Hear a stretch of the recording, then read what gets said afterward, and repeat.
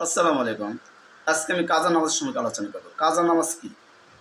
যে নামাজ কাজা হয়ে গেছে অর্থাৎ উমরি কাজা আর সাহাবী তরতিব, নামাজের ভিতরে সাহাবী তরতিব হবে যে ব্যক্তি ৫ ওয়াক্ত নামাজ ধারাবাহিকভাবে কাজা করবে একে সাহাবী তরতিব বলা হয়।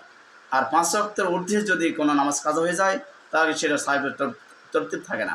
অর্থাৎ আমার পূর্বের জীবনে আমার বয়স ১০ থেকে আল্লাহ তাআলা নামাজ ফরজ করেছেন। এই ১০-এর পর থেকে আমি যদি ৫ বছর ৭ বছর নামাজ না পড়ে থাকি এটা উমরি কাজা হয়ে যায়। আর উমরি কাজার নামাজ আপনি পড়ার নিয়ম হচ্ছে যে আপনি এই নামাজগুলো একাধারে আপনি পড়তে পারবেন বা নামাজ ওয়াক্তের আগে আগে পড়তে পারবেন। কিন্তু কোনো ব্যক্তি যদি সাহাবে তরতিব হয়ে থাকে অর্থাৎ কোনো কারোর জিম্মায় যদি ৫ ওয়াক্ত নামাজ কাজা হয়ে থাকে তাহলে সেই ব্যক্তির নামাজ আদায়ের নিয়ম হচ্ছে যে তাকে প্রত্যেকটি ওয়াক্তের আগে আগে ওই কাজা নামাজ পড়তে হবে।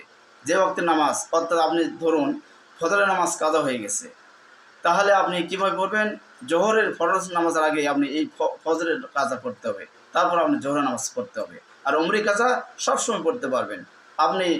এর আগে এই ওয়াক্তের আগে পড়লে হবে, পরে পড়লে হবে, বা যে কোনো সময় আপনি কাজা পড়ে নিতে পারবেন। অর্থাৎ আপনি এমন হবে যে ৫ ওয়াক্ত নামাজের কাজা একবারে পড়ে নিতে পারবেন। এটা হচ্ছে উমরি কাজার জন্য।